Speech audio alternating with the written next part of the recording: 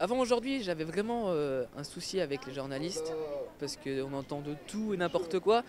Entre la famille qui nous dit que les journalistes, il ne faut pas les croire, tout ça. Donc je pense que c'était très important d'avoir un avis personnel, et je pense qu'aujourd'hui, ça nous a servi tous.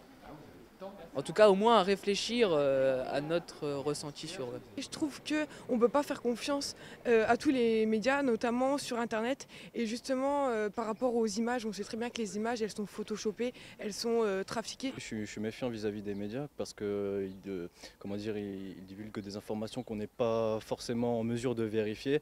Donc on est obligé de leur faire confiance, de les croire sur parole.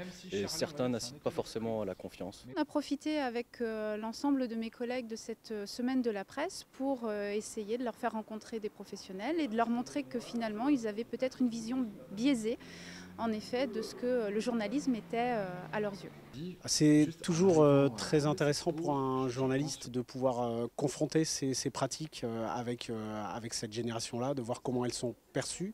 On s'aperçoit qu'il y a une vraie défiance de la jeunesse, de toute une génération vis-à-vis des médias qui estiment que les médias sont souvent compromis, trop proches du pouvoir politique, trop proches des décideurs.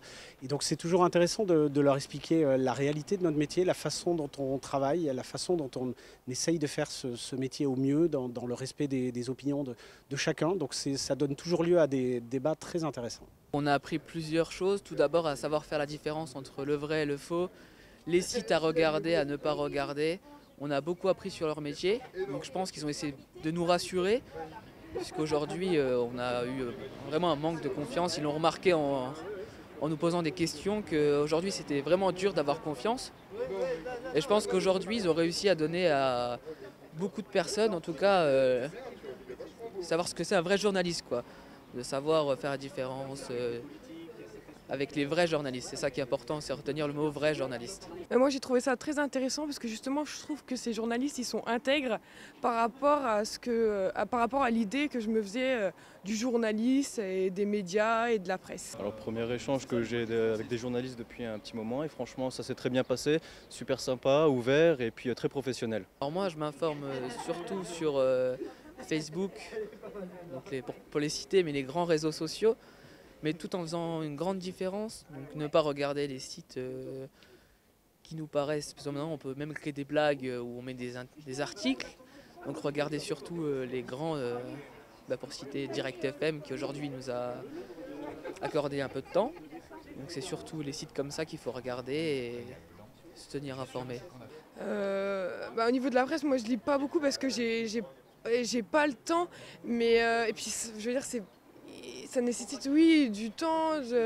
Enfin moi je trouve que c'est plutôt fait pour les personnes âgées. Enfin je trouve que non, pour moi ça m'intéresse pas, ça manque de couleurs, ça manque de peps en fait si vous voulez.